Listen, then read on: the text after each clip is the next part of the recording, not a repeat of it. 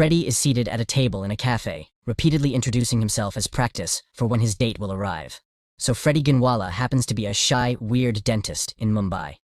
And in the name of searching for a soulmate. Freddy has had many blind dates, and he's currently having one that comes to an end the moment it begins that evening. It's revealed that Friday has been lonely for a while now, and his only friend is his pet turtle. He also spends his free time working on toy planes. But one sad truth about Freddy is that when he was a child, his father shot his mother and then committed suicide all in his presence. As a result, his Aunt Persis has been his guardian.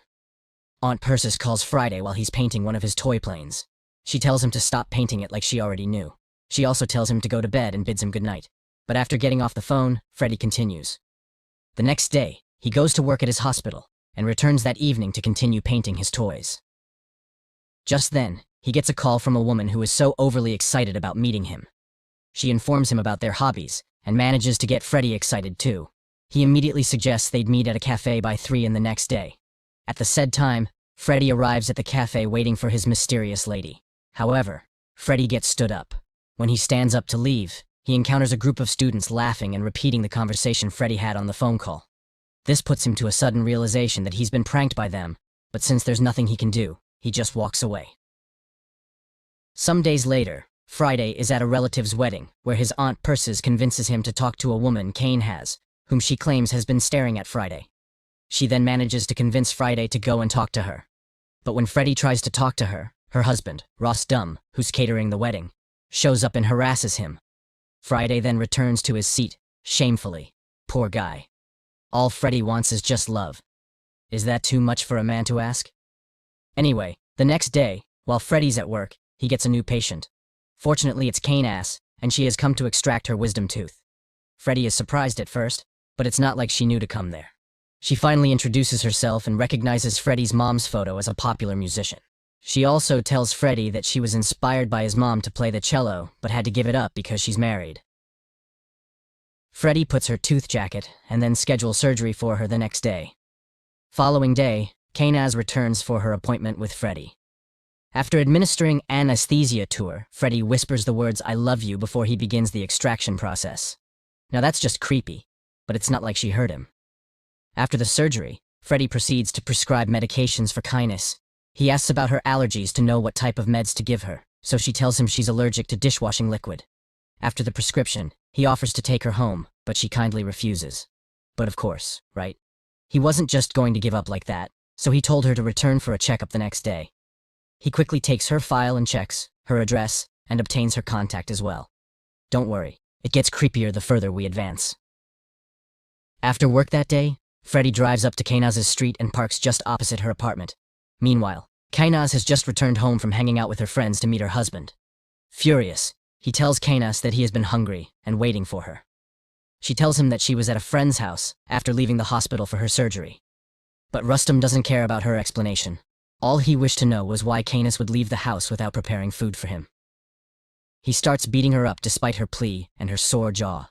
Freddy sees this from the window and rushes out to help, but it's only a matter of time before he realizes he's currently stalking and can't just show up like that. He then returns to his vehicle and drives off. Sadly, the next day, Kane-ass doesn't show up for her checkup. Freddy knows why, but he tells his secretary to put her on the line. Thankfully, Kane-ass picks up the phone. Freddy asks her to come for her checkup so he can know if she's healing properly post the surgery, but Kane-ass tells him that she won't be able to make it. Freddy tries to persuade her, but when she keeps refusing, he suggests they meet at the park for just a few minutes and she finally agrees. A while later, they both meet up. Kane-ass has bruises all over her face and Friday doesn't know how to respond. He tries to confront her about it, but she immediately starts crying. Don't cry. After comforting her, he buys her ice cream and then she apologizes for crying. However, Freddy isn't after the apology but wants to know why. She would still be with a man who's treating her like that. But she spent way too much time outside and wouldn't like a second beating. So she has to leave. That night, Freddy calls her again. But she beckons him to not call her at night since her husband's around. So he apologizes and asks to meet her again to give her a gift. So she agrees. And soon after, Rustam travels for work, giving Kane-ass the opportunity to hang out with Freddy. In fact, they start dating and the feelings are reciprocated by Kane-ass, and you'd start to think that finally Friday has found the one. But Rostrum is still in the picture, and Kane-ass wants to be free from him. During one of their dates, Kane-ass tells Freddy that she dreams of owning a restaurant one day. but her husband won't let her see her dreams come true. Freddy then tells her he has an idea of how to rid her of Rustam. He proposes to her, and she agrees. After calculating Lee monitoring Rostam's routine, he follows him with a car one day and runs him over 3 times before bolting off. After the incident, he goes to his farmhouse in Karjat to stay for a week and get his car fixed. With everything carefully planned, the police are unable to find evidence regarding the death of the famous Rest. System A week later, Friday returns to Canis at her home, but is shocked to see another man, Raymond. So happens to be the chef of Rustam's restaurant and Kanaz's boyfriend, whom she always wanted to be with from the start. Too bad. Kanaz reveals to Friday that she never loved him and has only been using him to get her husband out of the picture so she and Raymond can be together and so that she can finally take over the restaurant. Friday tries to retaliate, but Kind has informed him that if he does anything stupid, they'll report him to the police. She shows him the pictures Raymond caught of Freddy stalking Kanaz and the messages between him and Kanaz, which they would use as proof that Freddy tried to get her attention, but when she refused it, he takes her husband's life. This is just cruel. How dare she? The heartbreak takes a toll on poor Freddy, but also fuels his anger to get revenge. But before the revenge, he goes to the restaurant to have a drink. Keenas and Raymond notice his presence but decide to ignore him until he orders the same drink 3 times. On the 3rd order, Raymond takes it Freddy himself, but spits in it before handing it over. Friday drinks it anyway, but this creeps Raymond out and he attacks Freddy. Friday then tells them he only wants an apology, but Raymond barks at him to get out of the restaurant, and with this, Freddy's urge for revenge surged. Now this is where it gets fun. After plotting and monitoring their everyday routine, Freddy sneaks into their house. When they are away, he pours dishwashing liquid into Kanaz's body wash and drugs their food before leaving. To conclude today's dose of revenge, he deletes all the evidence they have them stalking Kanaz and his messages with her. He also sends a text from Kanaz to himself, but I'd like to leave its content as a surprise for you guys. Finally, he leaves to remove Raymond's car's brake fluid and as planned, Kanaz wakes up to see her face and quickly tells Raymond to take her to the hospital. However, due to the faulty brakes, they get into an accident and sustain injuries. It doesn't end there though. The following day, Kanaz discovers that a customer complained about finding a lizard in their meal. She then gets a message from the health inspectors that they'll be closing down the place until investigations are carried out. Kanaz then leaves the house with Raymond to the restaurant, granting Friday another chance to sneak in. He uses Freddy's laptop to post an obscene photo of Keenas and Raymond. Meanwhile, Keenas is trying to figure out what to do about the reputation of her restaurant. When she receives another notification of a post, she's shocked and quickly attacks Raymond. But Raymond is innocent and asks how he would post the photo when he's standing right next to her. Just then, Keenas realizes that Friday is the one doing this to them. The couple then march to his house to beat him up. Freddy, on the other hand, is expecting them, so he prepares his jaw to take the beating. When the duo arrives, he asks if they've finally come to apologize, but Raymond immediately attacks him. However, the police arrived there soon enough, as Freddy had called them beforehand. Raymond asks what they're going to do, and Kanaz tells him they'll tell the officers the truth. As they let the police in, Keenas explains to them that Freddy had eliminated her husband due to jealousy, as she refused to give him the attention he wanted. The police asked for proof, and they both confidently pull out their phones only to realize that everything has been deleted. Smart move, Freddy later. Friday is hanging out with Aunt Persis, who keeps asking about the girl. Friday told her he was finally going to marry if only she knows what's going on. Freddy tells her that they broke up, but Aunt Persis wants him to try and persuade the girl. But when Freddy tells her that he did, and she says she'll think about it, Aunt Persis realizes that it's not worth it being all simply like that. Freddy returns home later that day to find a bullet at his front door, and his entire house is turned upside down. He calls Keenas and tells them that he got their messages. Then he informs them that he had a snake loose in their house. This causes Keenas to panic. She quickly drags Raymond along with her to sleep at a hotel or motel, just in case there's really a snake in their house.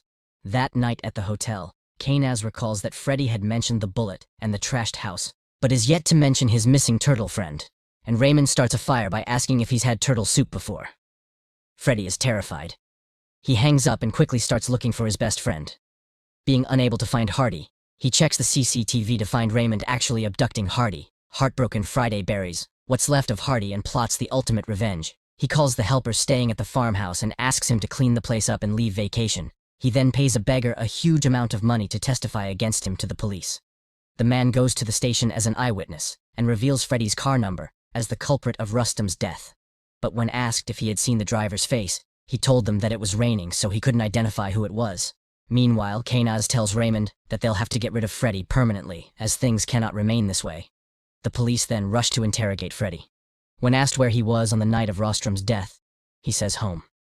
But the officers informed him that they had an eyewitness who testified that Friday's car was used to commit the crime.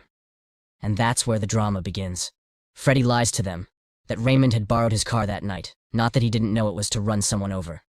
When asked for proof, Freddy shows them a text from Kina saying, "They'll take his life if they find out," he reported. To the police surprise. That's the text he had sent the night he snuck into their rooms to delete the evidence they had. He also shows them the CCTV footage of Raymond sneaking into his house after the police leave Friday. Calls Kainaz. Meanwhile, Kainaz, they just had their lock changed in their house, thoroughly scoped for snakes, takes the call and asks him what he wants. Freddy informs them about the police who would be coming for them, is to let everything go. If they could just apologize to him. He invites them to his farmhouse and tells them that he'll be alone, and Kainaz only sees this as the perfect opportunity to finally rid themselves of the creep, so she agrees. Freddy then tells them to come out with a suitcase as he forgot to come out with one for the things he plans to pack up. But that's just part of Freddy's plan, and I know you're wondering what the bag is for. But you'll find out pretty soon. The duo leaves with the suitcase and soon arrives at the farmhouse where they plan to eliminate. Friday for Good Friday welcomes them, and Kainaz starts by faking an apology. It all goes sideways when Freddy places a gun on the table and somehow Kainaz is able to get the gun. After making fun of Freddy, she pulls the trigger, only to find out that the gun isn't loaded. However, this angers Friday. Raymond then tries to attack him, but he tases him, causing him to go unconscious. Kainaz tries to attack as well, but he does the same to her. Meanwhile, the police see CCTV footage of Raymond and Kainaz leaving their house with a suitcase and conclude that they both fled down. Now you see why the suitcase was needed, don't you? Late at night, Raymond and Kainaz wake up to find that they've been tied up by Friday. He expresses his grief about Hardy and tells them that back in the day, teeth extraction was done without anesthesia, and so he wishes to see if the tolerance then and now is the same. Kainaz then starts to plead, causing Friday to grant her the opportunity to speak. Kainaz then blames it all on Raymond. She tells Friday that Raymond was the one who kidnapped Hardy and did whatever he did to the little guy. What a backstabber kind has will stop at nothing to get what she wants. But in any case, Friday just needed her to do one thing for him to pardon her, and that was to play the cello. He frees her restraints and hands the cello to her at gunpoint. Sadly, he realizes that kind ass had also lied about playing the cello and being inspired by his mom. This is to say that she's been plotting to get rid of her husband from the very start, and that there was, truly, nothing between them. He asks her to lie back down and restrains her again. He then proceeds to pull out their teeth one after the other. He starts with Raymond, and after he's done, he buries Raymond. Finally, it's Kainaz's turn, but Freddy is bad up and truly has no remorse for her. Again, remind me never to mess with a doctor ever. Afterwards, he takes Kainaz, who's barely holding on to life, to her own grave, which he had dug. But before covering her up with sand, he tells her a joke, saying he still loves her. After burying the duo, he lies between their graves with a look of satisfaction and victory on his face. And this is the end. This was a recap of the 2022 movie Friday, directed by Shashanka Ghosh. The film stars Kartik Aaryan, Alaya,